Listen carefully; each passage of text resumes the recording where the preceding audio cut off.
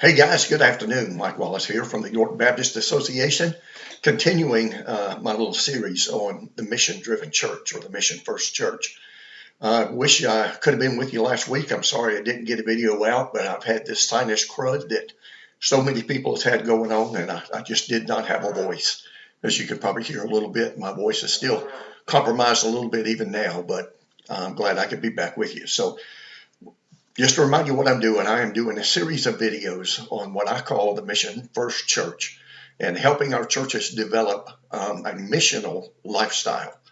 And so I've been talking to you about what I refer to as the mission spectrum, right? So I talked with you last week about myopic, right? 0 to 1 to 2 on that scale is a myopic church, a church that is so inward focused. Myopia is an eye disease. You can only see what's immediately in front of you. There's no peripheral vision, very limited vision. And too often our churches are very limited in their vision. They're a myopic church, and they're only internally focused. So the second scale, the second on that scale is the mission-minded church. This is one that's around 3 or so on the scale. Now, a lot of time we talk about our churches being mission-minded, and it's a good thing. We talk about it being a good thing. So mission-minded is good, but my contention to you is just not enough, right? It's not complete. To me, a mission-minded church is a church that understands there's a mission. It's a church that has big picture comprehension, and often a church that is limited in their participation or activity because they're giving to the mission.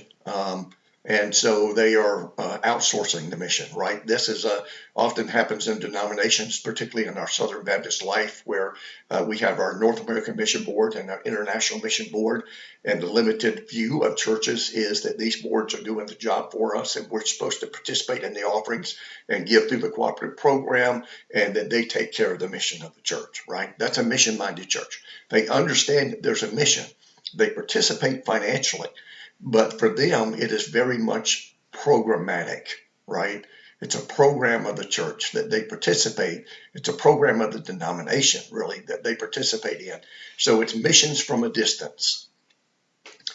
And I'm thankful for churches that give to the cooperative program. I'm thankful for churches that understand that we, as the Southern Baptist Convention, this big umbrella of like-minded churches who willfully choose intentionally to collaborate together for the sake of the mission. And we pull these funds together through the cooperative program. And we have the largest mission sending organization in America, in the world.